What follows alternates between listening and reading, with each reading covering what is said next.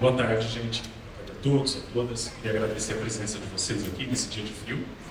Nós aquecemos aqui com o texto incrível da Jéssica, da Pedro, do Música Judith. Estamos muito felizes em receber aqui a Jéssica Barbosa. Esta atividade integra o Plano Anual Casa Museu e Levantamento Digital 2024, contemplado pelo Programa Municipal de Apoio a Projetos Culturais PROMAC, da Secretaria Municipal de Cultura de São Paulo, e é patrocinado pela Marcha McViva. Aproveito para agradecer as tradutoras e intérpretes de Libras, Grace Santos e Miriam Cunha, com a coordenação de Silvia Sata Acessibilidade. Estamos com uma estrutura de gravação deste espetáculo, que ficará disponível no canal do YouTube em breve. E agradecemos a empresa de sonorização Estúdio e ao Bola de Meia Filmes que estão fazendo este registro aqui para a gente. E ao Ateliê Selva, que está no registro aqui fotográfico. Neste ano, o tema curatorial da Casa Museu é Novo Mundo, Territórios e Identidades. A proposta é reavaliar os conceitos sobre o continente americano, buscando novas perspectivas sobre sua geografia, suas diversas populações e suas manifestações culturais diversas.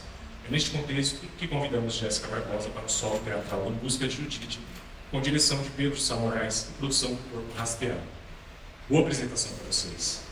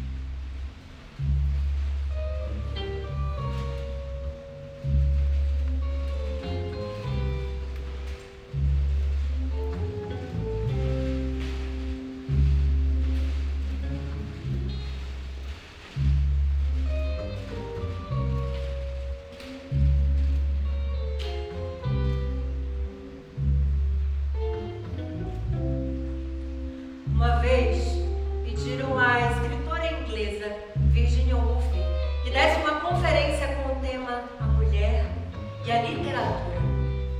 A palestra que ela deu chegou à seguinte conclusão: uma mulher precisa ter dinheiro, um espaço próprio, um teto todo seu, se quiser escrever ficção. Para ilustrar a conclusão, ela criou uma personagem fictícia, uma irmã de Shakespeare tão talentosa quanto o irmão, chamada Judite. Mas William foi mandado para a escola, estudou latim, Virgílio, Horácio, apaixonado por teatro, logo estava no centro do mundo, chegando a frequentar o palácio da rainha, já Judite lia e escrevia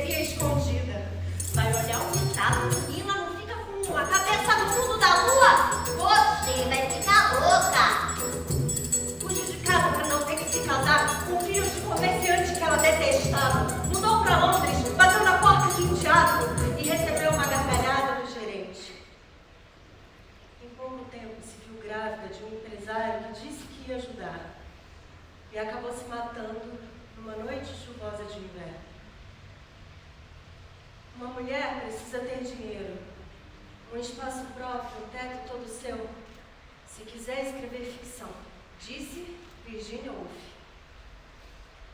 Eu tenho um teto. E as pessoas importantes na minha vida me apoiam para eu estar aqui contando essa história. Eu também conheço outras mulheres que podem escolher livremente as histórias que querem contar. Mas nem sempre foi assim. Na geração da minha mãe, isso era bem menos comum. Menos ainda na geração das minhas avós. Falando em vó, quantos aí conheceram as duas avós? Que sorte, menina. As duas foi? Tu também? Não? Eu conheci só a minha avó materna.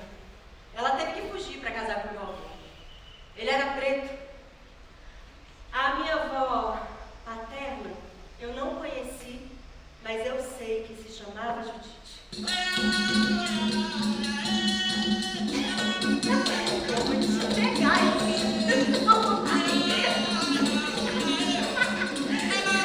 Eu vou te pegar,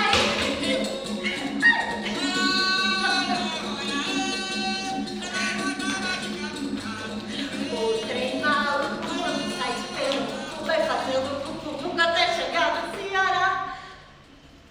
Pai, me conta da sua mãe.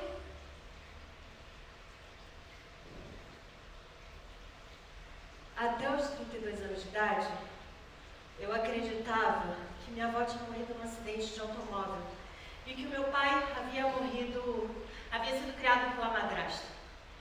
Eu também tive uma madrasta.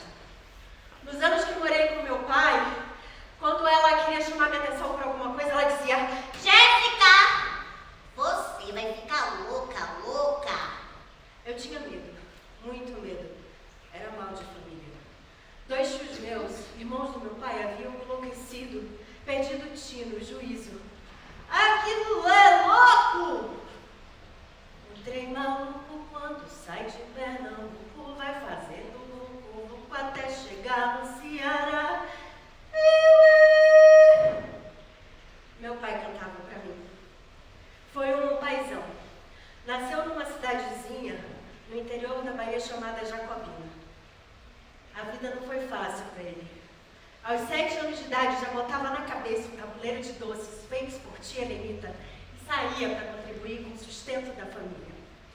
Seu pai, Antônio, homem severo e bom, homem trabalhador. Até hoje, eu lembro do meu pai repetindo os bordões com os mandamentos de seu Antônio Fiscal.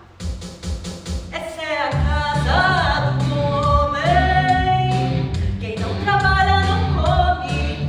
Essa é a casa do homem, quem não trabalha não come. Essa é a casa do homem, quem não trabalha não come. Essa é a casa do homem, quem não trabalha não come. Filho de pobre não tem escolha, ou bem estuda ou bem trabalha. Essa é uma lei que nunca falha. Nosso destino não tem atalho. Oh, oh, oh, oh. Essa é a casa do homem, a maioria trabalha. Essa é a casa do homem, a minoria atrapalha. Nunca se esqueça dos meus conselhos.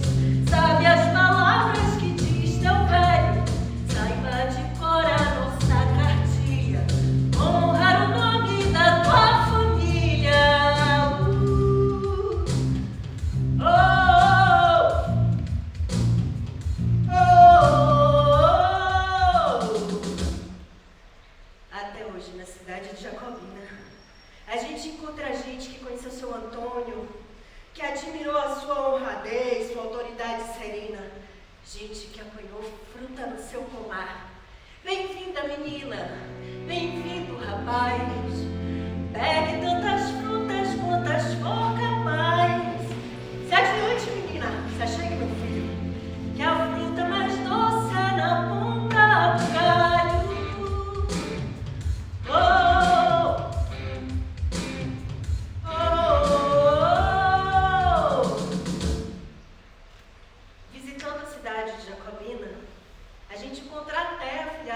seu Antônio, mas ninguém se lembra de Judite. Um dia, eu fiquei sabendo que minha avó não tinha morrido num acidente de automóvel. Eu lembro bem desse dia. Minha mãe veio da Bahia me visitar e trouxe um livro com ela. Meu filho tinha nascido há 3 meses. Nesse livro tinha uma foto da minha avó. Naquele dia eu ouvi coisas que eu nunca tinha ouvido. Quando meu pai tinha mais ou menos 40 dias de vida, a minha avó foi internada no hospital psiquiátrico de Salvador, Juliano Moreira, e ficou lá até morrer 13 anos depois. Dela se sabe pouco mais do que o nome. Judite. O nome de um dos livros do Velho Testamento da Bíblia Católica. A Judite que dá nome a esse livro foi uma heroína, uma mulher de imensa virtude e fé inabalável. Contrariou o consenso da época dos homens, dos líderes da sua cidade. Viúva, vivia retirada do mundo em preces.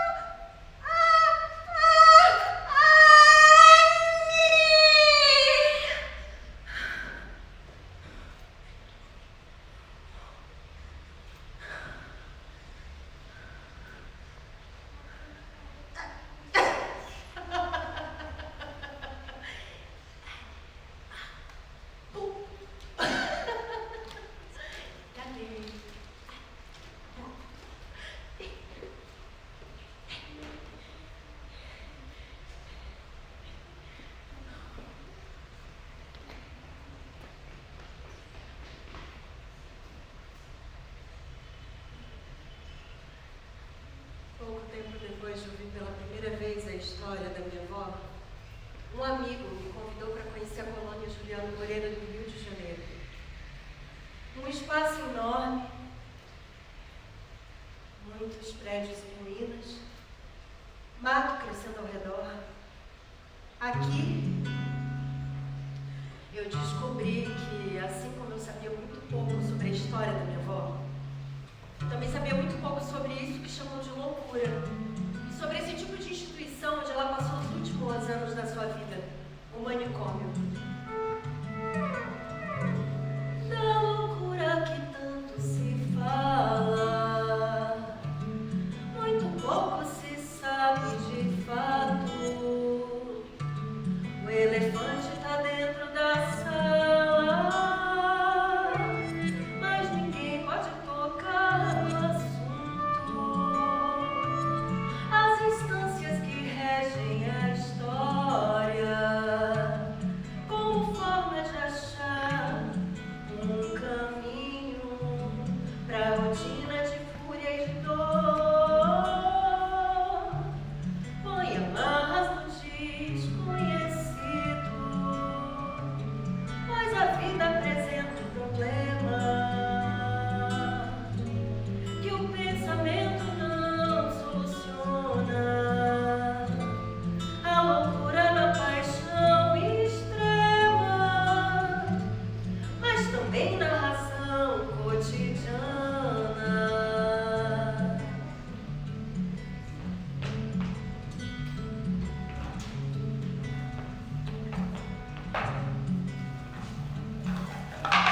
Há muito tempo atrás, isso aqui era a terra sagrada dos Tupinambás. Depois virou um engenho de cana e fubá. Aqui ficava a senzala. A razão resplandece em sua glória, mas a cada farol que se eleva há um ímpeto contraditório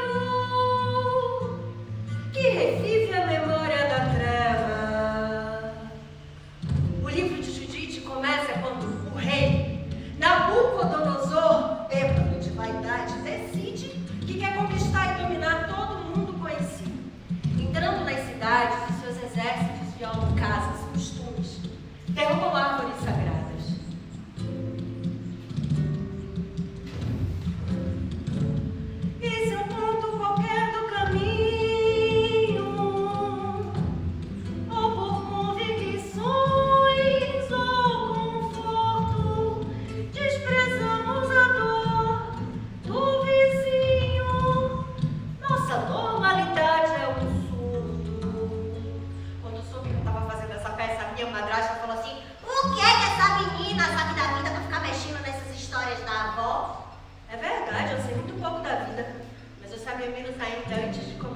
nessa busca. A loucura se estranha, aparente, uma sombra que a gente pressente, quando perto parece distante, quando longe chegou de repente, do normal suas faces nocivas, que ocultamos com tanto trabalho, que aceitamos porque coletivas. A loucura é uma espécie de espelho. No meio das conquistas de Nabucodonosor ficava a cidade de Betúlia, a cidade de Judite. Sabendo da aproximação do poderoso exército de Nabucodonosor, os judeus colocaram guerreiros em posições estratégicas no desfiladeiro que levava até a cidade. Fortificaram a muralha, se prepararam para a batalha. Aqui, a cela onde Arthur, bispo do Rosário, um dos maiores artistas dos nossos tempos, passou boa parte do seu tempo na colônia. Quando eu tive aqui, me disseram que às vezes ele mesmo pedia que eu trancassem. E aqui ficava às vezes por semanas, meses. A gente precisa de autorização especial para entrar nesse espaço. Na época que Arthur era vivo, só entrava aqui se respondesse corretamente a pergunta: qual a cor da minha aura? Você acertaria?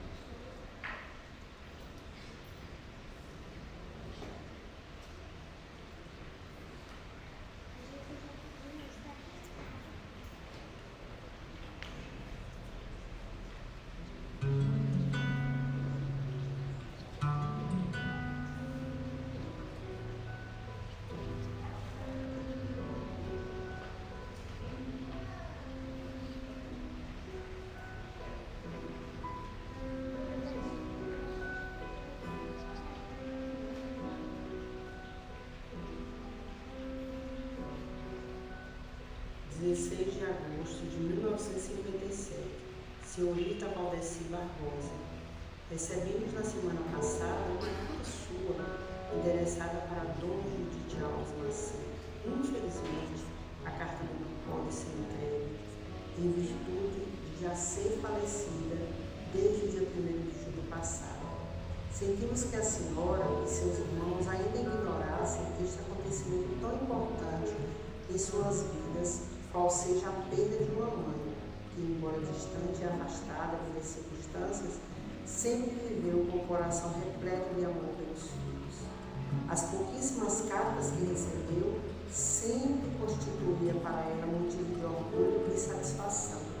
Dona Judite foi bem assistida durante a sua doença e nos seus últimos momentos por todos quantos a conheciam mais de perto lhe devotavam um certo carinho.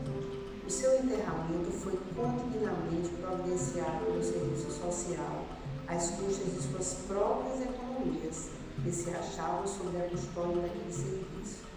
Dessa forma, nada restou, a não ser uma pequena importância que tínhamos para uma missa pelo seu descanso eterno, entre Deus depois.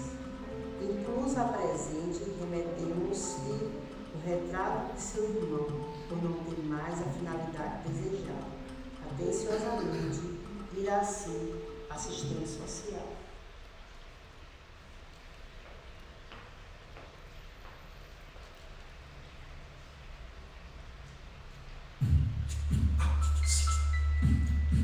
Articular historicamente o passado não significa conhecê-lo como ele de fato foi.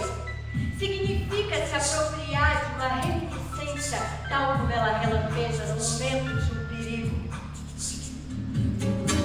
E saber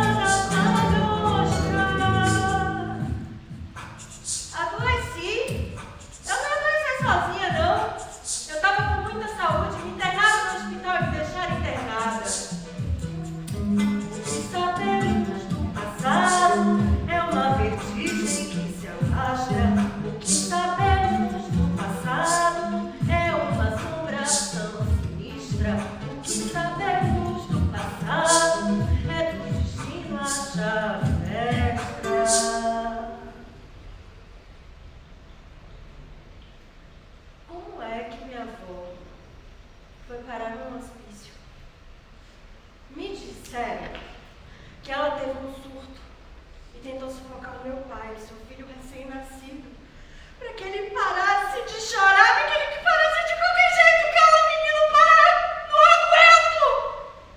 Me disseram que meu avô estava lá em cima, consertando o telhado, e quase se jogou para salvar a vida do filho, da filha. A história muda conforme quem conta. Pra que você quer saber? Ah, sua avó? Ela era louca. Ela saiu pelada na rua gritando, entendeu? A sua avó, ela era louca. Me disseram que pode ter sido depressão pós-parto, que não tinha diagnóstico nos anos 40. Sabe o que foi isso, filha? Essas coisas de macumba. Depois que abre, não fecha não, viu? A mãe dela, aquela macumbeira de Rui Barbosa, Francisca, fez foi trabalho para a filha dela casar com Antônio. Imagina, aquele homem bom. Me disseram também que por uma fresta no muro ela viu, ainda no resguardo, aquela fase que a mulher não pode cumprir as suas funções de mulher.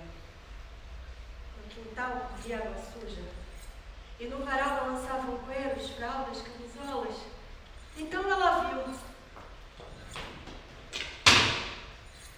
Minha filha, Judite, abre essa porta! Minha filha. Judite, abre essa porta. Nada. Judite.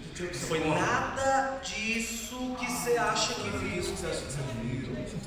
Ah, era só por Você tá ficando maluca. Não foi nada disso que você acha que viu.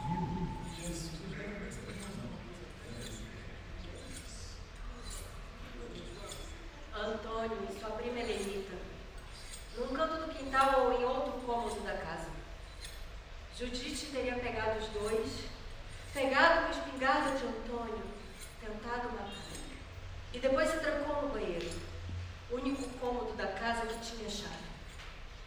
Cercados pelo principal general de Nabucodonosor, de nome Holofernes, os anciões e líderes da cidade de Betúlia se ajoelhavam e se mortificavam, buscando obter algum sinal da misericórdia divina. O general, com suas centenas de soldados e cavalos, havia cortado o suprimento de água e comida de Betúlia. Em pouco tempo, os depósitos de comida e as cisternas se esgotariam, e o povo padeceria de fome e sede. Tenhamos paciência, disse Oséias, principal líder da cidade. Deus há de nos proteger. Se nós não obtivermos nenhum sinal da misericórdia divina em 5 dias, nós nos entregamos e rogamos que Holofernes poupe as nossas vidas. Mas até lá esperemos em paciência e fé. A decisão dos líderes da cidade de Judite, da cidade de Betúlia, chegaram aos ouvidos de Judite, e ela não gostou do que ouviu. Pouco tempo depois do acontecido, se é que houve um acontecido, o meu avô, Antônio, convidou a minha avó para ir até Salvador. Eles iam remobiliar a casa, mas não tinha loja de móveis. Fecha os olhos, fecha os olhos.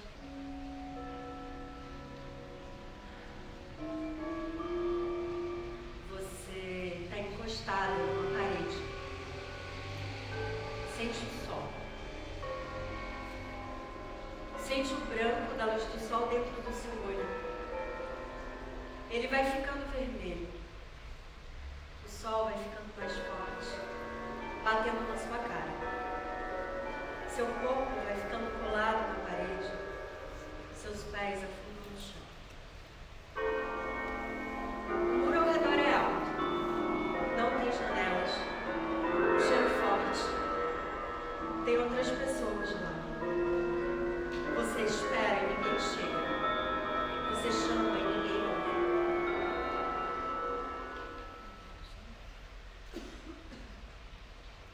Eu estive em Salvador e tentei resgatar os prontuários médicos da minha avó. Eu queria saber a verdade. O que os médicos diziam sobre o motivo da internação de Judite. Os prontuários só podem ser retirados pelo filho, senhora. É melhor você ligar na diretoria, anote o número aí, vá. Acho isso muito complicado, viu? É só com a Rosinete, com a Rosiclete, ela não tá aqui agora não, ela tá no sábado.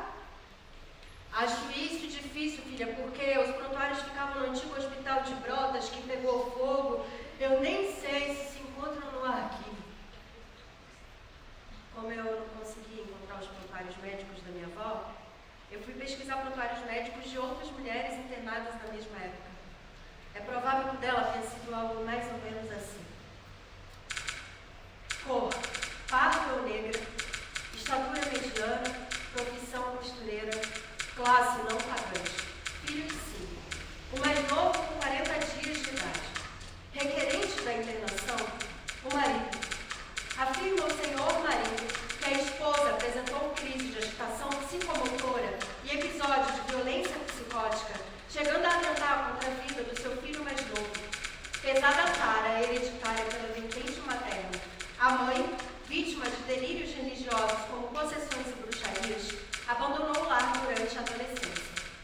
Paciente calma, de olhar distante, responde às perguntas dos exames como ansioso, demonstra cooperação resignada no tratamento. Na mesma época que minha avó foi internada no manicômio em Salvador, Antonin Artaud, um homem do teatro, ele foi transferido para um manicômio numa cidade ao sul da França chamada Rodez.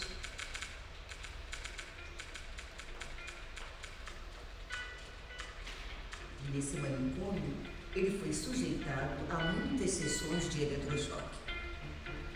Já na segunda sessão, Artaud sai com fortes dores na coluna. Os médicos persistem. No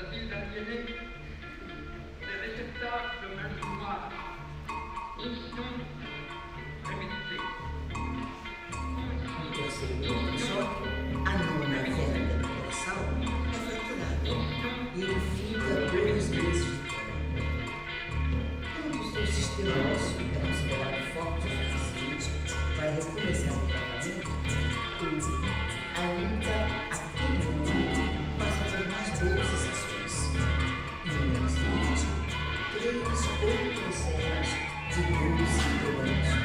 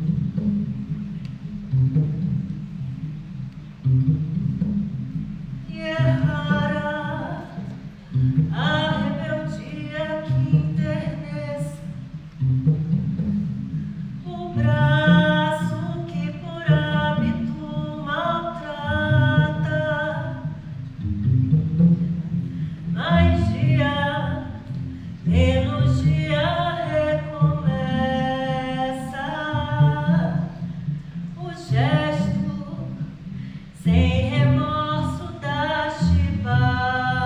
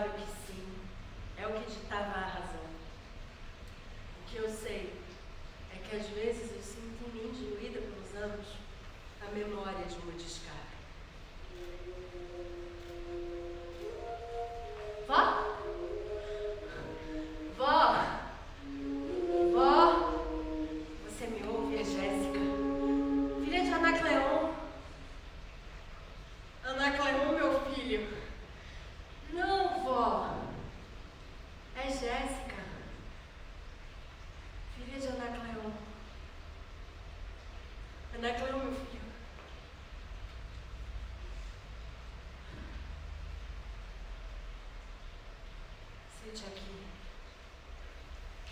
Preciso lhe contar uma coisa. Quando os teus irmãos vieram, cada vez que eu sentia a barriga dura, o mês que não descia, eu tinha medo e enjoo, mas eu tinha alegria e esperança. Com você foi diferente. A cólica veio mais alta no pé do peito. Eu tinha medo de dormir, eu não queria acordar no meio da noite e escutar a voz dela. O quê? Não sinto raiva nem nada. Era um casamento como qualquer outro. Eu cozinhava, varria, cuidava de menino. Se tinha amor, ele vinha e fazia. No início era quase todo dia, depois começou a vir menino, mas ainda me procurava. Essas coisas não tem bom ou ruim. Era meu homem e era isso. Agora vocês estão me ouvindo falar, mas ele não. Tudo quando ele me vê falar é motivo para me futucar e me perguntar um monte de coisa. Por isso eu fico aqui assim, ó, olhando pro vento. Pra lá, pra cá, pra lá. O vento muda de cor conforme a época do ano, a temperatura. Se você for parar para pensar, a vida é tão frágil. Só aquilo que é invisível tem alguma substância. O que é que essa menina sabe da vida para ficar mexendo nesses assuntos da avó? Você tá achando o quê? Isso não é coisa de Deus não, viu? Você vai acabar ficando que nem sua avó, que nem seus tios. Oxe, parece exagero, né?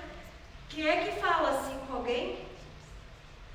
Mas, e se você tiver razão? Pra que eu tô me metendo nessa história? Tudo já passou faz tanto tempo.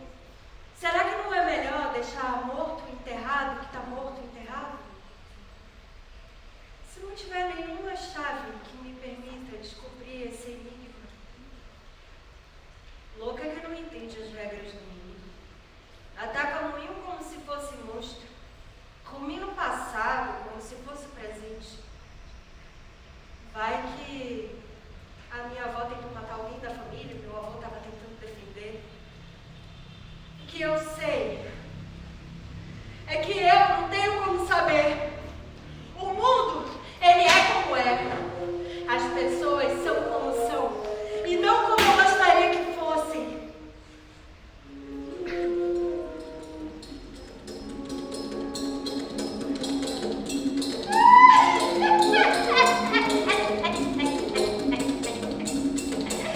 Eita, que trabalho, viu, Fia? Eita, que trabalho, tá tudo errado, tá tudo errado. Judite mandou chamar os líderes da cidade em sua casa. Quando eles chegaram, ela disse: escutem aqui, líderes da cidade de Betúlia. O que vocês disseram para o povo não está correto. Vocês se comprometeram a entregar a nossa cidade nas mãos do general, caso ele não viesse ao seu socorro até uma certa data. Quem são vocês para estipular prazos, condições para a misericórdia divina? Vocês não conseguem compreender as profundezas da mente. Vocês querem interpretar a vontade de Deus, que fez todas essas coisas, sujeitados mais a essa interpretação? Senhores, sejamos um exemplo para os nossos irmãos.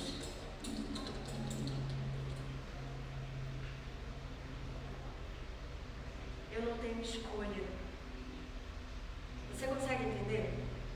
A busca ela não é uma escolha minha para que eu possa assistir. Uma palavra em Yorubá, were, que quer dizer doença mental, pode ter 4 causas: fonte natural, fonte hereditária e fonte mística. A natureza me atravessa, o destino me atravessa, os meus ancestrais. Do lado da minha mãe, eu também tive uma antepassada que foi considerada louca. A mãe do meu bisavô Miguel, uma mulher indígena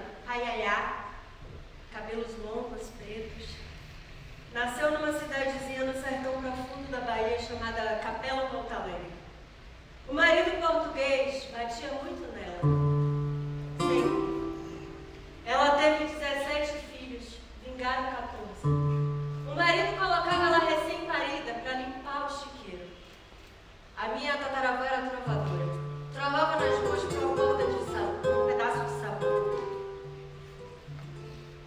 Senhores, donos da casa, vou pedir sua licença pra cantar a minha trova. Rogo a divina bênção que lhes garanta a saúde e afaste toda doença. A vossa felicidade seja minha recompensa.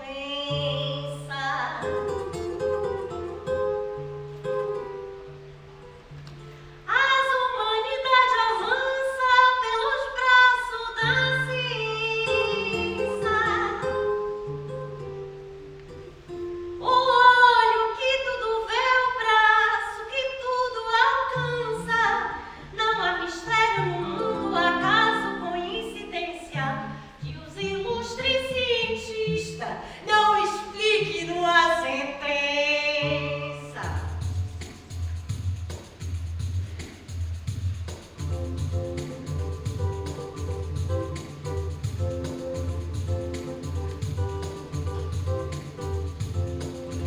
Tanta clareza devia por um fim as desavenças, como quis o Gutenberg quando inventou a imprensa. Pois quanto mais se conhece, parece que mais pendença. Cada mão puxa para um lado, cada mente uma sentença.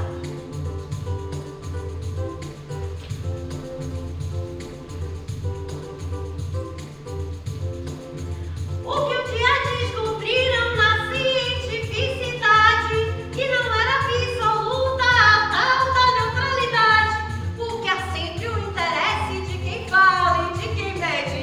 São estranhos labirintos dos caminhos da verdade. Na ciência da saúde, que não for do mar enjoa. O médico é como um rei que não carrega a coroa. Já salvou foi tanta vida, mas já fez sofrer à toa. Por esquecer que o doente, de repente, é uma pessoa.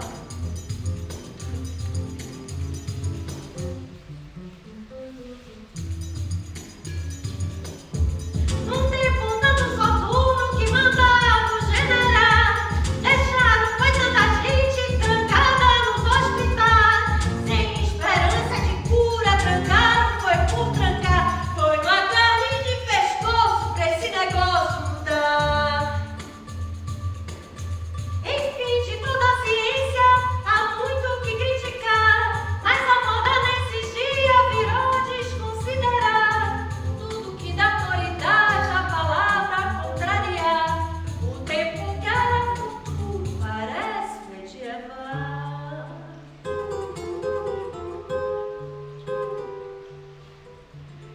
Mas, senhoras e senhores, da fina flor da nobreza,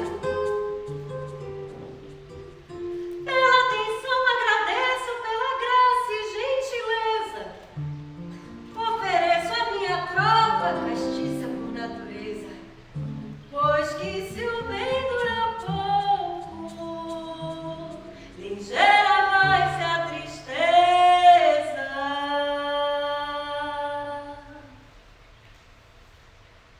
Um dia a minha tataravó fugiu de casa. Dizem que enlouqueceu e foi viver no meio das árvores. Um dia o seu corpo foi encontrado nu entre os arbustos do semiárido baiano. Uere, uere, uere, uere, uere, uere, uere, espiritual, hereditário, natural, místico, sobrenatural, hereditário, natural. Eu já olhei para mim mais de uma vez e tive medo de estar enlouquecendo. Uma vez eu comecei a correr ao redor de casa. Eu queria minha chave de casa, ele não queria me dar minha chave de casa, ele tinha medo que eu fosse fazer alguma besteira. Ele perguntou se eu sabia para onde eu queria ir, eu falei que não sabia para onde eu queria ir. Meu filho de 2 anos corria atrás de mim, perguntava se tudo bem, eu preciso encontrar minha chave. Uma mulher precisa ter dinheiro, um espaço próprio, um teto todo seu. Se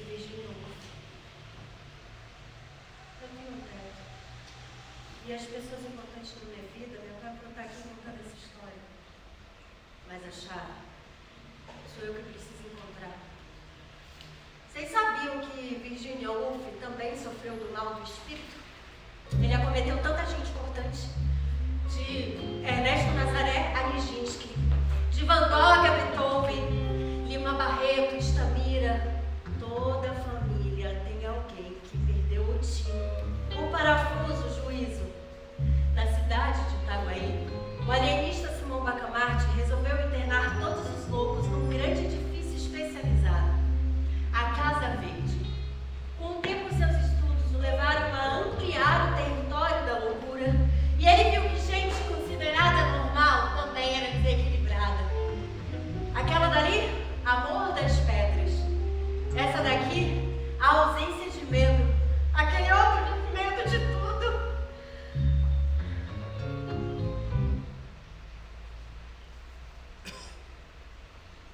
Judite se prostrou diante do seu altar e orou, orou e orou. Desde que o marido morrera, ela usava roupas de saco e insígnias da viuvez. Senhor,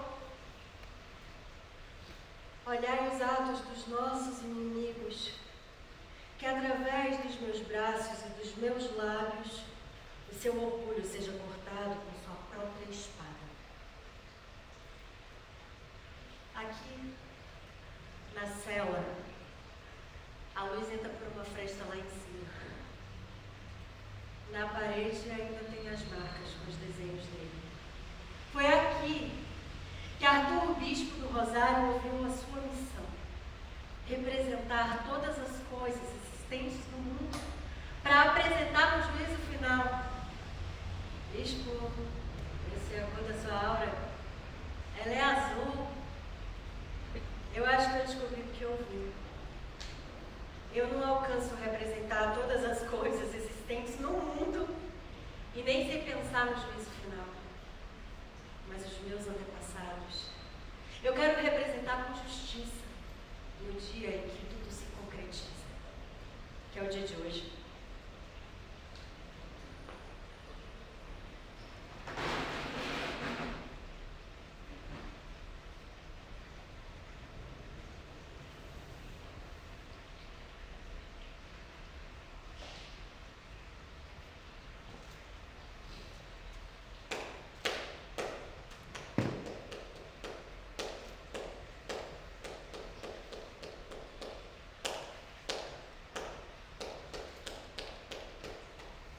Bênção, Francisca.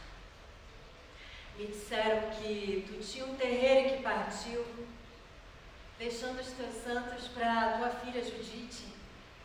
Vó, a tua filha não pôde cuidar dos santos, mas eu posso. Eu vim buscar os santos da nossa família, minha bisavó Francisca.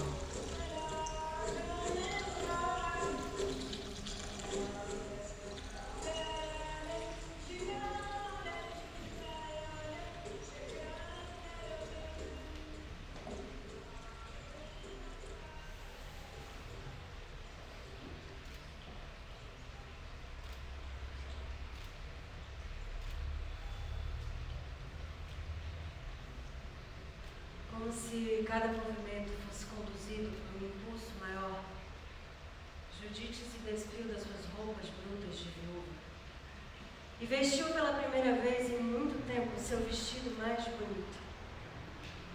Quando, enfim, na madrugada, atravessou os portões de Betúlia, quando os soldados de Holofernes viram aquela mulher tão linda, tão ricamente vestida, eles aprenderam: eu sou filha dos hebreus, eu vim ver Holofernes, eu tenho informações que vão fazer com que ele vença a batalha sem perder nenhum de seus homens.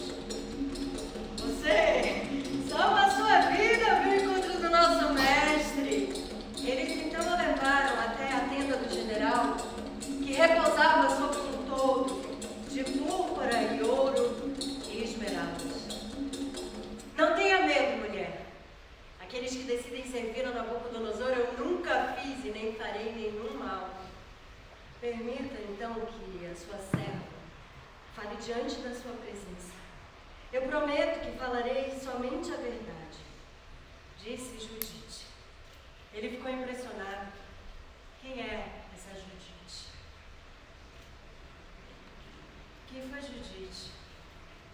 Quem foi a minha avó? Vó. Vó.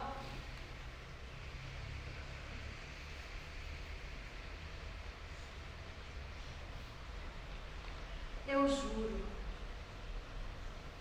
por Nabucodonosor, rei da terra, de quem os homens e os animais são servos, até os pássaros do ar servirão Nabucodonosor. Eu sou filha de um povo cujo Deus é muito poderoso. Somente quando começam a pecar contra os seus preceitos se tornam vulneráveis. E isso está prestes a acontecer. Permita que eu fique no seu acampamento. De dia eu vou sair para tomar meus banhos rituais e de noite eu vou me retirar e rezar para Deus, que vai me dizer o momento certo de atacar. Impressionado com Judite, Holofernes permitiu que assim fosse. Judite recebeu alta do hospital. Benquista pelos funcionários, foi levada por um veículo de assistência à sua terra natal, Jacobina. Mas chegando na sua casa, a sua casa não era mais a sua casa. Seu marido não era mais o seu marido. Ele tinha outra mulher, até outros filhos ele tinha. Não deixaram que ela visse o menino. Disseram que era melhor para ele.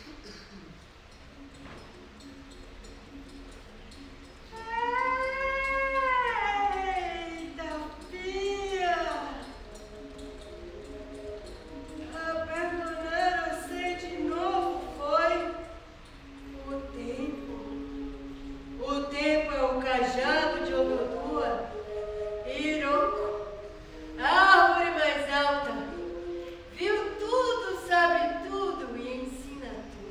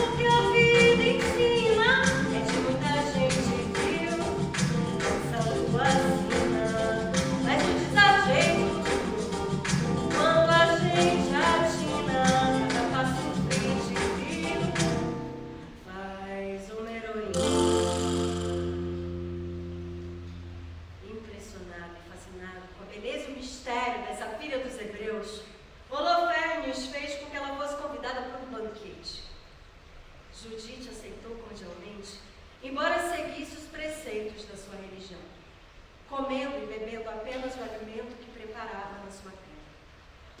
Todos comeram, beberam muito vinho, quando enfim deixaram Holofernes e Judite sozinhos na tenda do general, que nesse momento dormia embriagado. Senhor, olhai agora o que vão fazer as minhas mãos. Uma máquina de costura, uma velha máquina de costura. A única coisa de sua que ainda havia naquela casa, seu ofício, a habilidade de suas mãos.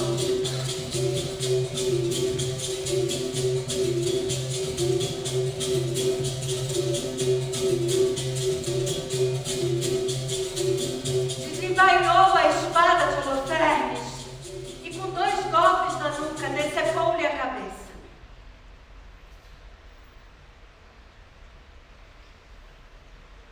Como havia feito todas as manhãs, Judite passou pelos sentinelas de plantão como se estivesse indo tomar os seus banhos rituais.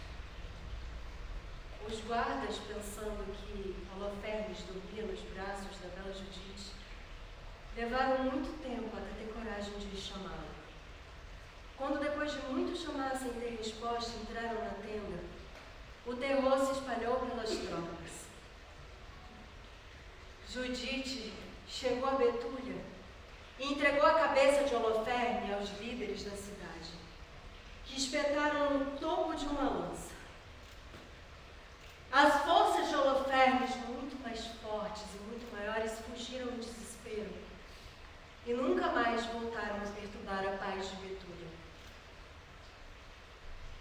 Pouco se sabe da história de Judite.